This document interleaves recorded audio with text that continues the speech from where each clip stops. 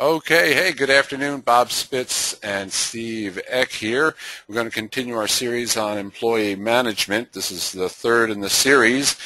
And up to till now, and I tell you, we could go on this series for a long time because there's just so much to talk about. We haven't really even gotten out of the starting gate because we've been talking about recruiting and the different things that you need to have in place to be successful at that so you can build a winning team. In the first one, we talked about attitude and how important your attitude and understanding what you want out of your business so that you can communicate that to prospective employees, and you being excited about your own business, just how important that all is. And then we talked about, in the last one, we talked about attitude, but we also talked about the environment of the shop and the culture of the shop, and what is a modern-day employee, technician, or service writer, what are they looking for, which led us to the whole concept of, it'd be a smart idea to survey technicians and to find out what is it they're looking for, what's an ideal scene for them when it comes to having a place to work. And Steve, you've touched on a couple of dynamite points, and I thought we could just reiterate a couple of those for the folks that are listening. So let's go back over some of those points as far as things that technicians are looking for, like a 5-day work week and things like that.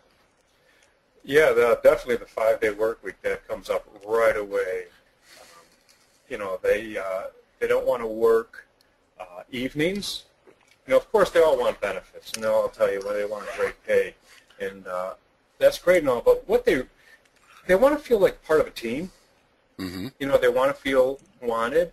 They also want to know, and I really believe this, and my guys have told me in no uncertain terms, they really want to know what is their responsibility, what their job is. Mm-hmm. They want the structure. Right. They don't mind taking on more responsibility. That's not the issue. They just want it defined, what's expected of them. Right, and that's where the organizing board we talked about was so helpful to keep everybody understanding, and the simplicity of it, really, of who does what. I've been to a number of shops where the technicians, they want to get the cars in, they want to check them out, they check engine lights, they want to check out the cooling system, and then the boss says to them, "Hey, can you drive this customer home?" You want to see somebody go down-tone. Because right. That's not what they do. Doesn't add up to their product. Right. It doesn't make sense to them. That's not what they are. But so many times we've seen that. Mm-hmm. And they'll do it. Sure, they'll do it, but they're not feeling good about it. They're not able to do their job. Yeah, and it can be demeaning to a good technician and go, "Is this my value to you?"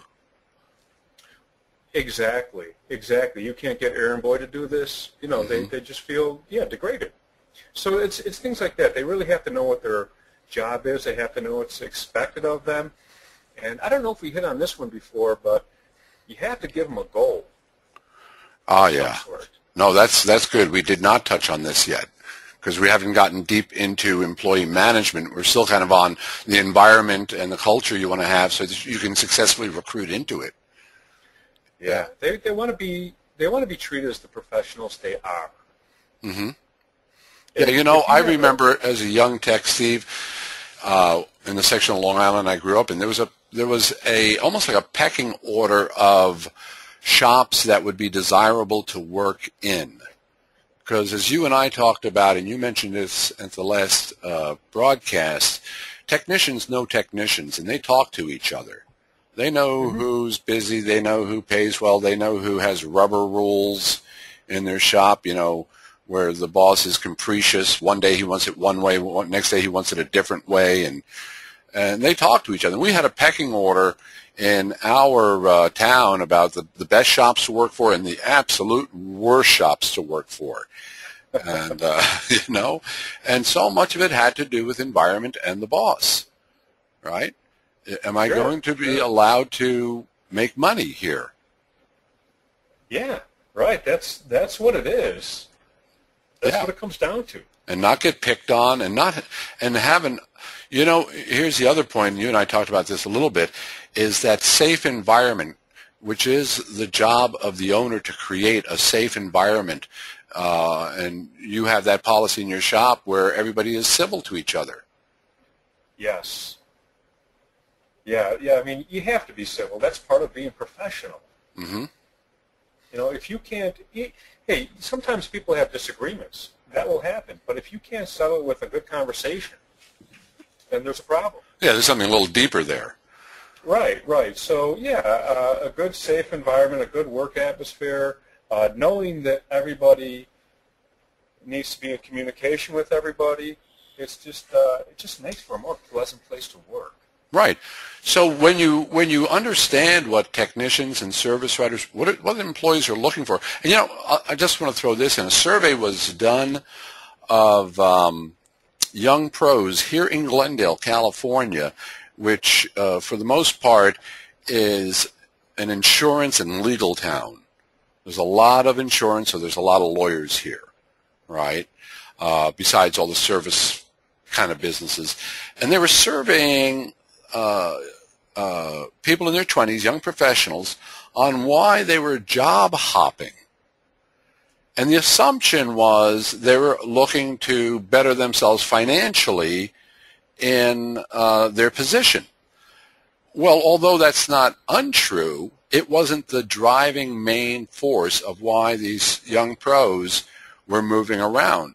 They were moving around because they wanted to know that what they did mattered. Isn't that interesting? Right. That they were appreciated, and then what they did actually added up to something of value and meant something to someone. Those gosh darn high-toned people. I know. You just can't make slaves out of them. Yeah, darn it. But that was interesting, and without surveying, you would have never found that out. You just wouldn't have known that. So, we talked about, hey, it's important to survey. Now, Management Success has conducted these surveys all across the country. Well, we've had shop owners do it, right? Mm-hmm. We don't do it. We had shop owners do it. And there are certain common denominators that are true, and you touched on a number of them, Steve. And the mere fact that pay, although important, compensation, although important, and benefits, although important, was not the big driving one. And the driving one was the environment. The driving one was a sane place to work. Because I have seen this in my experience, technicians take less hourly rate to have a saner place to work. Because the truth was they would make more money by being in a saner environment. That's the big picture. That's the truth. Yeah. They're more productive in a better environment. That's right. Hence more money. Hence more money. I did work for one guy that for a short time that was probably the most miserable human being on earth. Oh, God. It was a brutal environment, and you had to fight for your paycheck every Friday. Oh. And I went to quit, and he offered me more money. I said, "Are you kidding me? You think it's the money that's making me quit?" Right. I had a laugh. I'm like, wow, there you go. Try to solve a non-money problem with money. That doesn't work. Yeah. He was blind to his own shortcomings, let's say. You know what? Sadly, he designed that shop exactly how he wanted it. He was just a miserable person that designed a miserable shop, and he was perfectly content. There you go. Happy in his misery. Happy in his misery is right. So when you know what technicians need and want, you need to build that into your advertising. Remember, advertising is just one aspect of marketing. It's a very small aspect of marketing. It's like saying the hamburger is the entire meal. When you talk about marketing, marketing is a campaign of many things. So the environment that you create is part of your marketing your shop, how it looks, how it's equipped, the people that are there, the rules, and we'll get into that in a later podcast, policies and rules and those kind of things. But when you know what they want, you start incorporating that into your advertisement. And there are a number of ways to do that. And I've got up on the screen, I don't know if you can see my screen, Steve. This was a very successful tech ad created by Katie Housen, which I know you know very well. Oh, man, I love Kate. Yeah, in conjunction with a good shop owner up in Michigan. And this was done off of surveys. And Katie was a taskmaster on surveys. You're going to get your surveys done, or I'm going to come there and I'm going to spank you. Right? But in this one ad, this definitely incorporated the survey information that this shop owner gathered in his area of Michigan. And what was it that technicians wanted? Well, 5-day work week. The 5-day, there it is. That comes up so quick in surveys. Yep. No Saturdays or Sundays. Weekends are yours.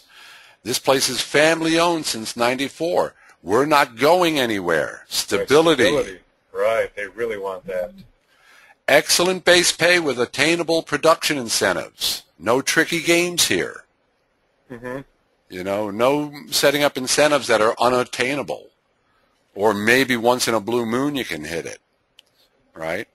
Year-round aggressive marketing strategy that keeps us busy all the time. You see, this shop is selling itself. That's what this is all about. At this point, you got to sell yourself to these potential employees. Now, Steve, you were mentioning you were looking at some online ads, and none of them attracted you. If you were thinking about going on the market, these ads didn't hit the mark. They all said the same thing. Busy shop, good pay, call Jim, and they gave a number. They were so secretive. I didn't know. If I were going to call, I didn't know who I'm calling. I didn't know anything about the shop. There was nothing there to lure me to call them. That's right. There would be no reason to. And knowing what I know from learning from you guys, these ads are written because the boss who wrote them is being a little bit secretive. Maybe he doesn't want his employees to know. Maybe he's afraid that the guy he's going to get rid of is going to write this. And basically, that person wrote this whole ad out of fear. Oh. He was operating in fear. Yeah. And wrote this ad, and I'm not going to answer that. No, a high-tone guy is not going to answer that. Right. That's like one of my favorite ads that was running out here in Simi Valley. I've used this in every webinar I've ever done on this subject, and even at the seminar. It said, it said mechanic wanted, must have smog license, $18.75 an hour, call. That's the ads I'm reading online.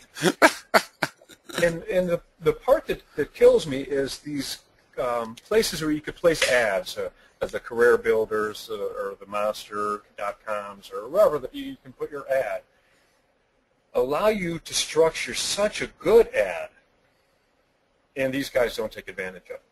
Yeah. So, once again, looking at this ad that Katie put together with this shop owner, this is attractive. This is like, I'm reading this as a technician going, wow, one of the most respected shops in our area for automotive service. Yeah. Yeah. I don't want to work in a dump. I want to be able to be proud to say, yeah, I work at Rick's Auto. They go, really? Are they hiring? Well, no, I don't think we have anything open right now, but, you can always put your resume in, and that's what you've got going on, Steve. Mm-hmm. Yeah. Now you could actually, when you put ads on here, you can actually put photographs of the shop in these ads. Yeah, absolutely. And another great avenue. Now, the first person I ever saw do this, because he was very aggressive. He was a very progressive shop owner, very early MS guy. He was one of the Bosch Board of Governors in the Midwest in Iowa. And he was one of the first guys I saw that had a dedicated website just for recruitment purposes. And you could walk through his website and look at every aspect of that shop, and it was beautiful. And it was just a great recruiting tool. I think all successful shops always should be recruiting. That, thanks for bringing that up. That is a mantra of mine, and that is you never quit recruiting, you never quit recruiting, because you lose people always at the wrong time. They never leave at a good time. They always leave at the wrong time. And when you got that shop that these people remember because you built it into a great shop, you call them a year later, 2 years later, they remember you. Mm-hmm. They don't have a problem coming in for an interview. I have a resume I got from a guy, and I keep it in my file of resumes, and I keep laughing whenever I look at it, thinking, gosh, I can't wait till I fire one of my guys so I can hire this guy. I keep that resume because I know I will call him one day. Absolutely. Absolutely. You know, you create a file full of great resumes. Mm-hmm. Now, and an interesting thing on this ad, and of course we always advise this, is you mention great pay, but you don't mention the hourly rate. And one of the reasons is we're looking for people who are coming for a purpose, not just a paycheck. We're looking for that person who wants to work in a great environment, who wants to be part of a great team. Yeah, he wants to be paid real well, but we don't want the guy who's strictly money motivated. Because a money-motivated guy will tend to leave you for another dollar somewhere else. Another nickel somewhere else. Yeah, yeah. And sometimes you see this in the dealership culture, right? Sure. Sometimes dealership techs, you have to untrain them before you have a good guy on your hands because they've been so abused at the dealership they've been at. Whether it be by a capricious service manager, you know, or somebody playing a dispatcher playing games with them. As soon as you see you're making too many hours, you start getting dispatched the good work, and a guy who costs the dealership less money is getting the gravy work now. It's just craziness. And you can't play those kind of games with techs. No, they don't want to play those games at all. That's right. So you don't have to mention how much you're going to pay. You just say, hey, we pay really well, all right? Okay, competitive wages. Yeah, we're competitive on that. Your benefits include your benefits, paid vacations, paid holidays. We provide uniforms. Another one, it's not on this one, but I always encourage it, is we pay for training. Because a good high-tone tech knows he's got to continue training. That is so key to say that. I think when you list these, when you're making an ad, you know, you want to put their responsibilities like we talked earlier, and you want to put their benefits and their requirements. But when it comes down to talking about yourself, paid training would be probably the first thing I would mention. Yeah, we pay for training. We pay for training. Yeah, that's good techs want training. We've all met that tech that said, I don't need training. I just learn on the job. In other words, you'd like me to figure out and then show you. So I do all the work, and you just, anybody that says I don't need training or something like that, I don't even go any further. Yeah. Well, you know, usually, sometimes that's a little bit of a defensive mechanism of a technician who has a literacy problem. He has a hard time reading, or he has a hard time in the classroom. Mm-hmm. And I'm sad about that, but that's a bad indicator, especially with the complexities of the modern-day automobile. They've got to be able to go online. So many people ended up at automotive schools or even in high school took auto class because they struggled in other classes. Mm-hmm. There's more hands-on. So, yeah, you're right there. You're right, definitely. Yeah, so that is something that you want to look for. Now, when you're looking for service writers, hey, it's the same thing. It's just that their needs and wants are a little different than a technician's. You know, what is a good service writer looking for? What is a good service writer looking for, Steve? Again, a good atmosphere. Mm-hmm. But my service writer, I hired him years ago, and he's a great guy. He got beat up at the dealerships quite a bit, and he was just done playing that game. And one of the first things he said to me is, do you have good techs that I can work with? He was tired of getting beat up by technicians. Or beat up by customers because technicians couldn't do what they said they could do. I don't know how many times he told me stories where they'd give a tech a car, and they'd say it's a check engine light, and the tech would come back with the code written down. And he'd look at me, well, what do you want me to do with this? I don't know. Sell whatever part it needs. That's the code. So my service writer wanted he really wanted to make sure that I have good techs. Mm-hmm. You know, he's got to, if he doesn't have the confidence in the techs, he doesn't have the confidence to sell the job. Mm-hmm. And he couldn't be a good service writer. Right. That's right. You can't sell something that you don't feel comfortable in. No, of course not. And if you don't think your tech has got it right, you can't sell the job. That's right. And you're not going to find a professional salesperson, and that's what a service writer is, if he cannot feel like you're supporting his efforts with excellent technical background and backup. You know, because the fastest thing to turn off the sales valve in any shop is production problems. Oh, yeah. Yeah, I'm not going to sell into that. Right. They don't want to sell where they see it coming back to slap them in the face, whether it's a misdiagnosis, whether it's a promised time that wasn't met. Mm-hmm. You know, that all comes back in their face from the customer, and rightfully so. If I'm the customer and you know, I'm led to believe one thing and then turns out another, I'm not a happy customer. Right. So once again, you got to sell yourself there. Now, another key point in big cities like Chicago and Los Angeles is we want bilingual service writers.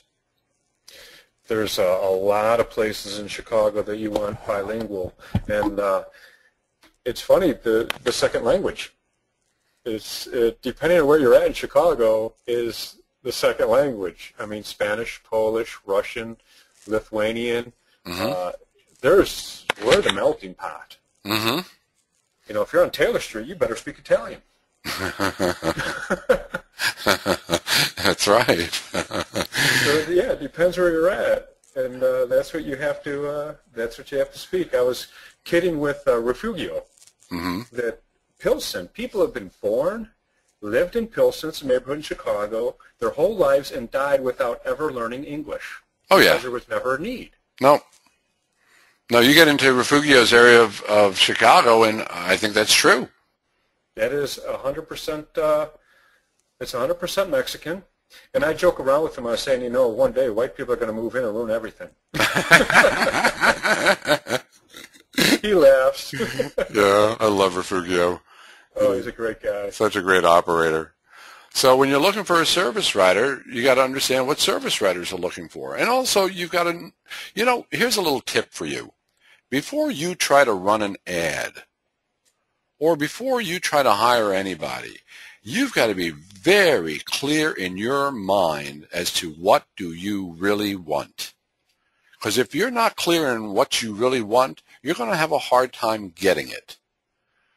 So I've done this exercise with shop owners all across the country where I've had them sit down and define to me what does their ideal service writer or technician, one, look like, what is his skill level, right down to the color of his eyes, how does he dress, does he have tats, does he have no tats, name it completely, name what you want in your employee. And then this is a little bit of a process. This is kind of fun. But now imagine him working in your shop. I mean, really get the idea of him working in your shop. And if you can do that, I'm telling you, your hiring will be much easier. It's a very creative little process to do because you've really took the time to name the guy you really want. All right? So what do you want? Well, I want someone with wonderful verbal and written skills. He's got to be good on the computer.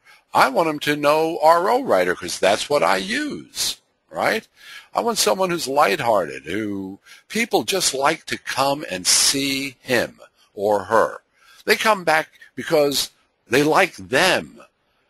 And my service writer, he is so good, he doesn't care if I mark it or not because they're going to come back and see him, right? He builds relationships. He's fun to be around. When he walks in the room, everybody brightens up. Technicians smile. He really understands the technician mentality, and he works with them wonderfully. These are the kind of things I want. Now, when you survey a service writer on what they want, this is a two-part survey. Obviously, you want to survey what they want, and they'll tell you, you know, they want tax or they want good pay. But survey a service writer and ask him what he would like, what tools does he would like that would make his job easier. Excellent question. You know, maybe he needs more privacy when he's on the phone. Mm-hmm. He can't be within earshot. Maybe he wants simply a headset, a phone system, something that makes his life easier. Mm-hmm. That's right. Find out. I want a wireless phone. I want to be able to walk around and talk. Yeah, you know what? Why? That's like hiring a tech and handing them second-rate tools. Yeah. And ask them to do the same job. You can do the same thing with your service writer. Mm-hmm. Ask them what they need. You know, those are tools to them. That's right. So when you're advertising for the service writer, it's the same thing. Knowing what you want, but also knowing what they want. And building that. Once again, you can't just run an ad and go, wanted, service writer, must have experience. Call Jim. Yeah, call Jim. Doesn't tell the prospect anything. Doesn't build any interest. Doesn't build any excitement. This is a marketing function. Recruiting is a marketing function. We've got to build interest. We've got to build excitement. We've got to build desire and want. We want them to call. That's critical. Yeah, definitely. Absolutely. Now, when they call, if the first word out of their mouth is, how much do you pay? Don't get offended. Just answer it. Say, well, that'll depend on what you can do, right? Mm-hmm. But don't let them rock you back on your heels. And then start asking them questions. In sales, because this is also a sales function, it's not only marketing, it's sales, whoever is asking questions is in control of the conversation. But you want to treat any prospective employee just like a price shopper. You got to get them in the door. They've got to see your facility. They've got to meet you. They cannot make a determination if they want to work at your place over the phone on a phone call. It's not enough data for them. So what you want to do is you want to answer that question, but then steer it right back. Go, look, why don't you come on in and meet me? I'm holding interviews. Now, don't be haphazard about this. Don't go, well, come on in sometime today, and don't ever do that. Because, one, he might come in at all the wrong time. You want to be very specific and professional about your hiring. Always set appointments. You could do it as a group thing. I'm holding interviews tonight at 6 o'clock. Can you make it? Right? It's got to be some time that's convenient for them because they're probably working. I don't want to hire someone that's not working. That's usually a bad indicator that he's not working. Right. You know, you're right. You have to keep it professional because that's the kind of place they want to work at. If you said to them, yeah, come in maybe this afternoon, but if I'm not around, I'm out golfing, so maybe make it sometime tomorrow. Yeah. You know what's going through their mind? Heck no, I'm not going in. That's right. Who's this guy? Yeah. Right? If you say to them, you know what, we could set up an interview at 4:30 this afternoon, I have an opening. Does that work for you? Mm-hmm. And all of a sudden it became professional. That's right. Now, always have that prospect say, call before you come to confirm you're coming. That's a responsibility point. It's an indicator of their level of responsibility. Yeah. And I want you to be relaxed, and I want you to be ready for this interview. So if you're still working on cars, I don't want you meeting him with grease on your hands and whatnot. You're a pro. Have enough time to clean up, change your shirt, whatever, relax, get yourself a cup of coffee, cup of tea, and be ready for this interview. You want to be in control. You don't want this to be off the fly and off the handle, and you want this professional and you want it controlled. He needs to see that you're a pro. Mm-hmm. Exactly. Yeah, absolutely. And then have that interview at that time. Okay? So, 1, set appointments. 2, be ready for the folks. And 3, always make sure they call you to confirm that they are coming. Because it's, 1, don't waste your time, but 2, it's an indicator of their responsibility. Sure. Yeah. I had one problem that we didn't address. I had a problem with the service writer one time, and I honestly didn't know how to solve it. I hired this guy. He was professional. He's college educated, doing a bang-up job. I mean, I was so happy with him, and uptone, everything. He had one problem. This guy was so good-looking. He could have been on the cover of GQ. Oh, dear. Oh, yeah. You can see where this is going. Oh. Women were just giving their phone numbers to this guy, and he kept saying to me, I don't want to call any of them. You know, he's got a girlfriend. And I said, we're losing customers.